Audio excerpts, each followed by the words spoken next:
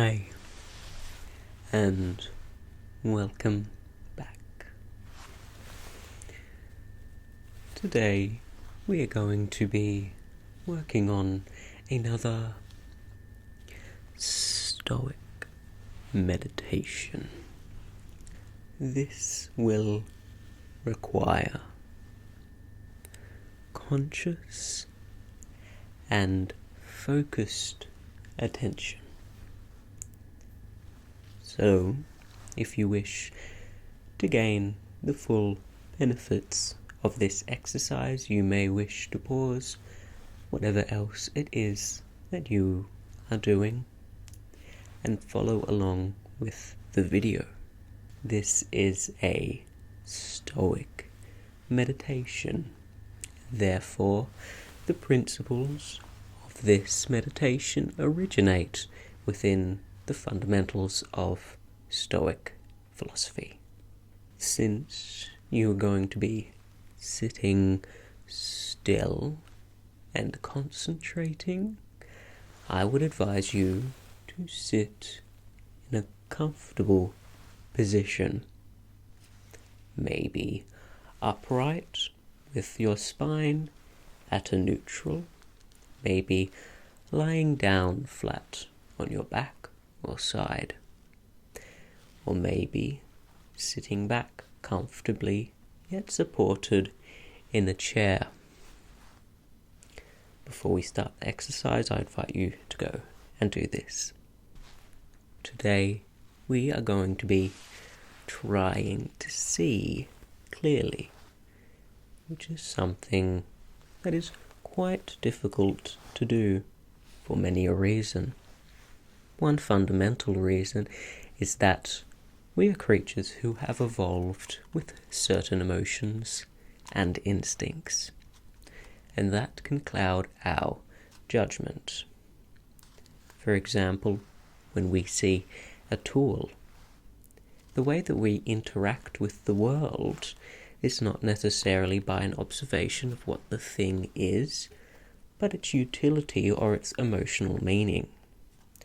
The emotional areas tied to tool usage have been shown to light up when you view a tool. And it's things like this which are extremely useful to being a human and living day to day, but they can have the unfortunate side effect of clouding your judgment or creating an increasingly stressful environment in circumstances in which it is not useful. So, I'm going to be reading you an excerpt from the Meditations of Marcus Aurelius, and then we are going to sit and think. I will apologize that this language is fairly old sounding, and that's because I have to read a public domain edition of the Meditations. Here is the reading. Make for thyself a definition or description of the thing which is presented to thee, so as to see distinctly what kind of a thing it is in substance, in its nudity, in its complete entirety, and tell thyself its proper name, and the names of the things of which it has been compounded, and into which it will be resolved. For nothing is so productive of elevation of mind as to being able to examine methodically and truly every object which is presented to thee in life, and always to look at things so as to see at the same time what kind of universe this is, and what kind of use everything performs in it, and what value everything has with reference to the whole, and what with reference to the man. This is a rather strange sounding meditation. So, as you sit there and try to comprehend that reading, I would just ask you to focus and concentrate on the things in your life and see them as they are. Not necessarily how they are or how they relate to you emotionally, but what are the events. If you were trying to scientifically describe, for example, if you're an alien taking scientific notes on the human condition, how would you describe the situation?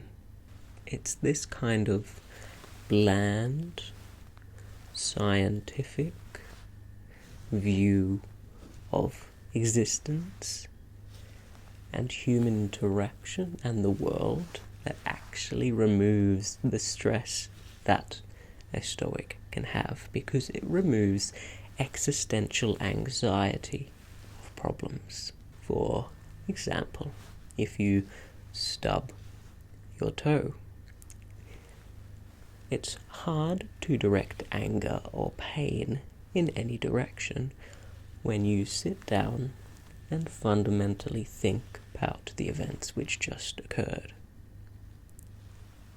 You have flesh, you have appendages, and there was a solid object, and you were moving. This caused the solid object to interact with the particles of your toe, and the conditions in which it did were to you quite negative. But that's only because you don't inherently like pain. There doesn't have to be anything morally wrong with the situation that you're in. Pain isn't objectively evil, as there are many a situation when you are glad for pain. For example, the day after a hard workout, you have sore legs, but you are glad since you know that the exercise you did before was intense enough to stimulate your muscles and maybe even muscle growth. Therefore, it is your opinion on pain that makes it a negative experience. This intellectual understanding of the brain will not remove your emotional experience, but it can make it dramatically easier to deal with it. I am experiencing a pain reaction. The soft tissues and neurons within my toe have alerted the nociceptors. The nociceptors are taking a signal up to the base of my brain, and my brain has decided that the load that the nociceptors are under and the amount of signal received is enough to generate pain. If the signal was less, your brain would have decided to not render that feeling as a pain. If it was more, your brain may decide that the pain should be more intense. So what now? Well, there's nothing wrong, nothing morally wrong. There's no need for panic. What's happening is a normal and natural response for your body. It can't make you a worse person. And so all you have to do is wait until the pain evaporates. Within every situation, you have the ability to pause, to stop, and you receive the stimulus, but there is a break under which you can control your behavior and your response. And so deal with everything as you can, like a scientist. You have had a quarrel with a friend at your place of work. We are an evolved species with significant differences between each person. And these differences are a great benefit to our survival and longevity, as the more differences, the more adaptable your species is. And we have a need for social interaction. So therefore, conflict, though sad, is a natural part of interacting in our species. With a calm and intellectual mind, you can resolve argument and debate, but you will still always carry feelings. But there is no great evil. Someone holds a different belief to you. So what? All you can do is try to persuade them using your best argument possible. But it won't make the situation better to add something negative, like violence or unhelpful comments.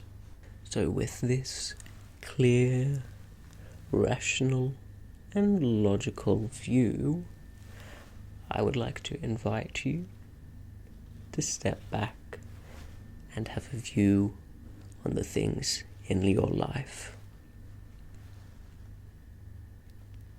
Are you at home? Are you working?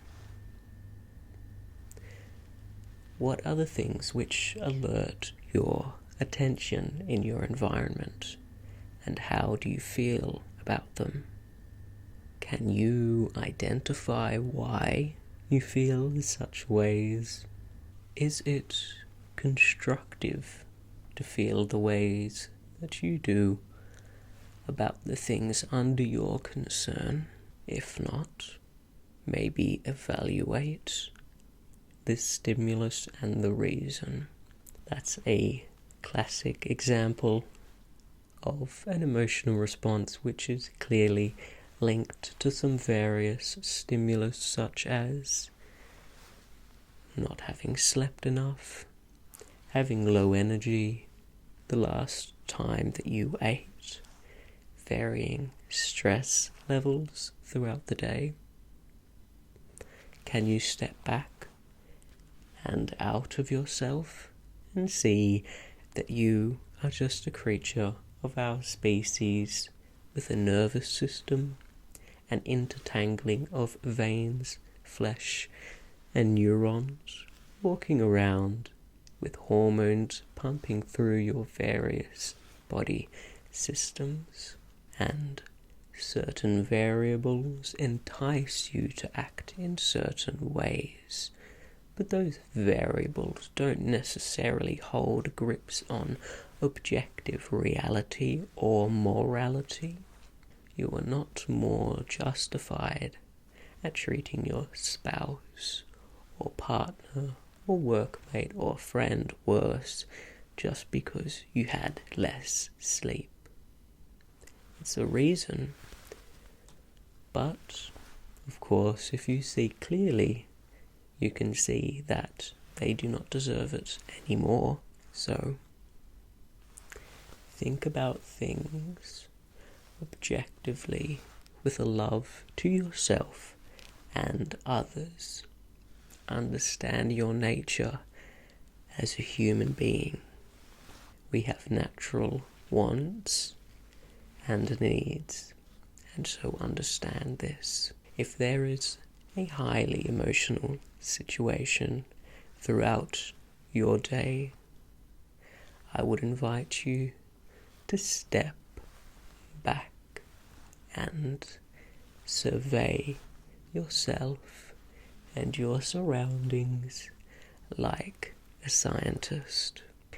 Thank you. I hope that this Stoic meditation has been useful to you, and I hope that you can love and help I hope that you can have a break and seek justice. Thank you for watching.